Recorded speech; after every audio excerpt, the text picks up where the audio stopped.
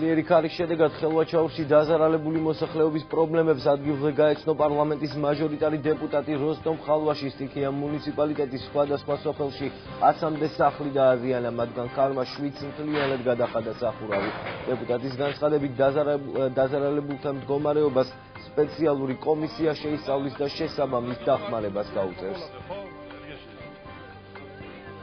10 წუთი იქნება 15 გამოვედი ეზოზე რომ ნახე რა ხედავ მოდის ჩემი გრიშა და დამაზრალა ყველანაირად კი ხედავთ როგორ ისე